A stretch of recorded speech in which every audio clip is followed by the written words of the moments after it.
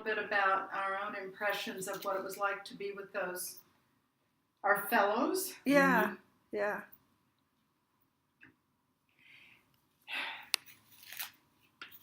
I'm going to talk about Stephen's question. Oh, Stephen, who I'll say it. Yeah.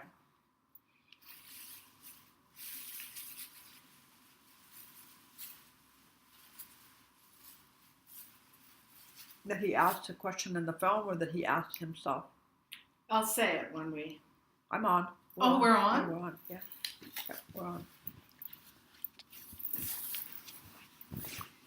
So when Georgina and I went to the play, All Our Children, that Stephen Unwin had written about T4, it was a dramatization of a fictional conversation between the Bishop of Munster, von Galen, and a fictionalized doctor who ran one of the clinics that was a kind of mini killing center. And it was a very powerful, dramatic dialogue. And in it, there was a mother who was the mother of one of the boys that had been killed a day or two before. So she came to visit to bring some cookies or something, his favorite, his name is Stefan, to the care facility. And she came in to talk to the doctor to beg to see her son.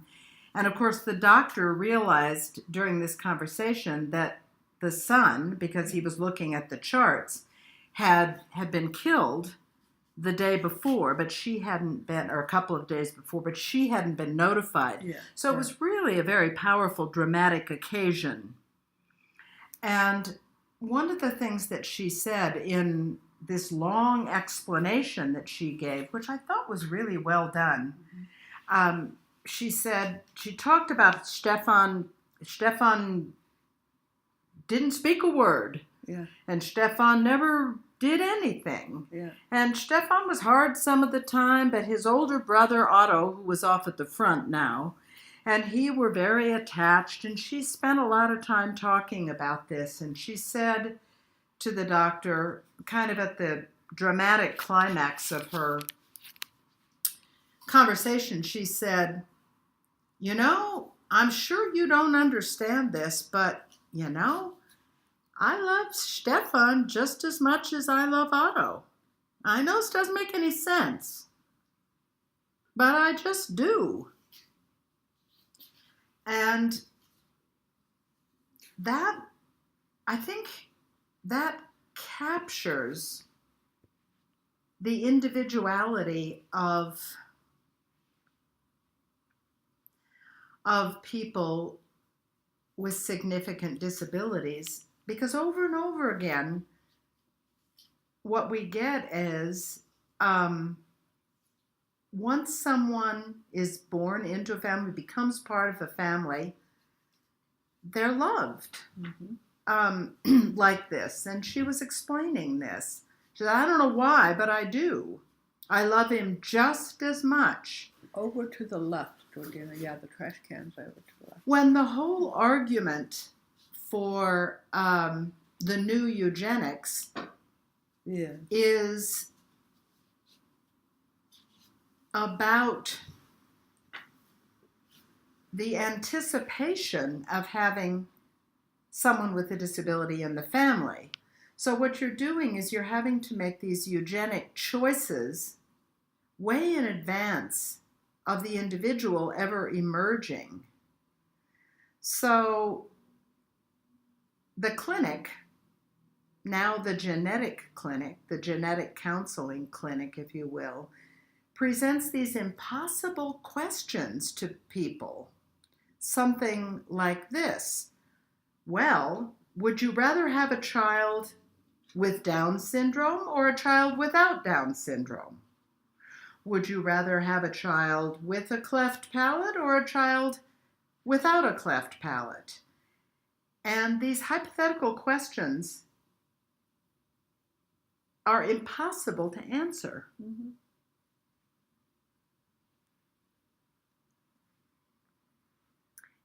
And so Stephen said to Georgina and I when we were maybe having dinner or drinks, he asked, well, what does my Joey, which is how he talks about his son, who has developmental disabilities, he's 22, and epilepsy. Uh-huh. And Stefan was modeled after this, sure. the fictional Stefan was modeled after Joey. And Stephen said to us, well, what does my Joey have in common with you, meaning Georgina and me? Uh-huh. And we were quick to say, because we're in the same category. Yeah.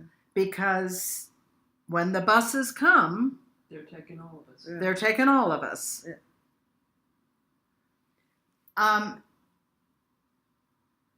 That said, I felt, I don't know, it was a kinship or not a kinship, when we were in the cafe and the people with pretty significant developmental disabilities were there with us.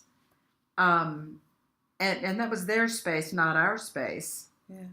And I realized that I don't come in contact with those kind of folks. Yeah. They were nonverbal. Yeah. They weren't speaking, but they were making a lot of noise. And it was their environment, and they were kind of doing unexpected things. Mm-hmm. But I didn't feel it was hostile or fearful. I felt we were a novelty. Yes. And I think they were curious. There was the one woman who came right up to us several times, and then and regarding us very intensely. Yeah. Yeah. And then we said hello, and then she would go back to her, to her Right. group. Yeah. And I felt it as a kind of curious interest. Who are you people? But not particularly hostile. Yeah. No, but what I wondered was, that's never happened to me in a restaurant before. Yeah. Yeah. And in Yeah. the world that we want to live in, those folks would be out in the restaurants with us. Yeah. And I was thinking about this Virginia Woolf's comment. Someone has recently written an article that I've been sent and I haven't read it, about Virginia Woolf and eugenics. And there's a famous line in one of her notebooks where she's sitting out at a cafe or she's walking down the street, kind of Mrs. Dalloway-like, and a group of these kinds of folks come by with their caretakers, and she talks about her horror at looking at them and says, and this is the famous line, surely they should be killed.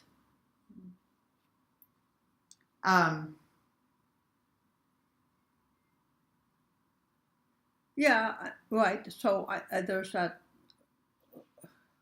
the uncanny. Yeah. Right? But uncanny of them there. Then, of course, the last time I was there, they were also, and I took, part of the, especially when the days are nice, it's kind of they take turns. They're on duty. They're considered to be working in the restaurant. They're not paid, but I think there's probably some sort of pride in being able to be there and be out. But they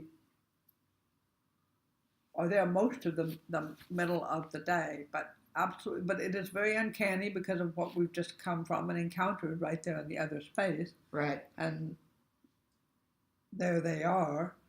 And I actually think that that's kind of a little bit deliberate on the part of the Institute directors and staff. Yeah. Right. Kind of place them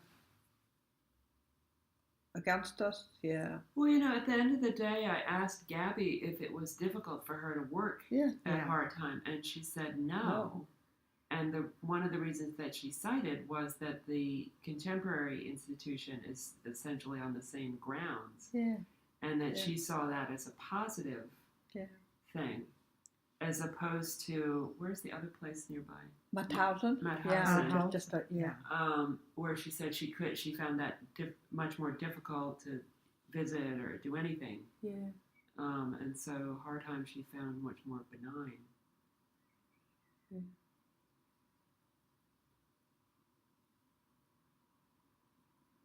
It's like strange and familiar at the same time, what was going on with that scene. I had spent most of the last year before with that art project in Louisville going to places like this and doing art with people. And so I guess I also became a little bit more familiar with that kind of extreme unfamiliarity and the lack of verbalization, as in words verbalization, but a whole lot of other things are being communicated. There was there was a pattern to how she was approaching us and her interest in us, and then running a little bit away and being very animated after she got close to us. It was like energizing her. And what a lovely day. And then feeling exhausted through dinner. Also, I think that part of the extreme irritation of the waiter at our table was absolutely though related to the way that people, the way we would have been treated in places like that too. And there was a way in which that male waiter, that very Greek male waiter, was treating us as sort of not quite human good enough. And it didn't actually have really to do with our disability. I'm sure it had to do with the fact that we were three older women. Right. So we were we're useless eaters too, right? Yeah. We weren't buying his wine. Right. And we don't have the rose on the bloom. We're not like sexually attractive to him. I mean, like we're just taking up a table that they're more interesting. But you couldn't have the economic argument, since we did spend money. Yes, we did. I think his initial concern was reading us as American tourists, and all we were going to do was have a drink and then leave. And so I think he got progressively more and more comfortable with us as we ordered more and more food. Yeah. So, and then in the end, the other guy gave us a glass of wine while we were Speaking of American tourists, should we go? Be American tourists? Yeah. I think that's part of it though too. There's a kind of gruffness again, and it's just part of stuff what's in the air in places like this. Yeah. They're trying to be nice to you and they want to be nice, but they're a little, I think. Yeah. I'm sure the things they say about American tourists afterwards in the back room. Well, I felt this way every time I've been to these pilgrimage witnessing sites, if you will, whether it was Dachau, Buchenwald, Hadamar, Bernberg, the Bundesarchiv, or here, where you see it, for me, where you see a man, and it's because it was men who did this. I mean, the women were dragged along, and sure, they did this stuff, but it was the men that ran the show. And I'm thinking, gee, would it be possible for him to do this? Yeah. Like even our young host, who looked like he was straight out of the Hitler Youth, who was lovely. You think, well, what would it take for him to do this? What kind of a circumstance would there need to be able to justify this? And the doctors, and like the philosophers. It was interesting. I was talking to a bioethicist friend of mine who's Italian when I was in Rome, and I had met him in Australia when I was there for a workshop at the University of Melbourne, at Monash University in Melbourne, where several bioethicists, including Julian Savulescu, were brought together, and we had these pointless and difficult conversations. And my friend, the Italian bioethicist Maurizio, said, Oh, yes. I met Julian when I was, we were all together in Australia. And after I met Julian at Monash that day, he invited me out to the countryside where he has a house, and his children were out there with him. And he was so nice and so generous. And I felt like he was, I don't know what he was saying to me. Like, we imagine Julian or these other utilitarians to be these kind of Nazi monsters, and isn't it surprising that the commandant of Auschwitz goes home to his family and he has dogs and he loves his dog, this whole... And he listens to Mozart. And he listens to Mozart, right. But it was odd that he was reporting to me as if I would be surprised that Julian was so nice. Well, and also they're in Lights Road because they actually did a piece of that in the exhibit where they actually have Konau Anau. So what's his name? It's Anau. The doctor. What? The doctor. Yeah, the doctor. Yeah. Konau Anau. I'll get it right later. You can look it up. Yeah. Lonauer. Yeah, the one who turned on the gas, and they have up a couple of the one who turned on the gas. Right. To his wife Maria. And these are on dates when he was turning on the gas. And it's just this, and I think that they put those out there purposely like that to create that tension for you too. And it's interesting, Hitler's letter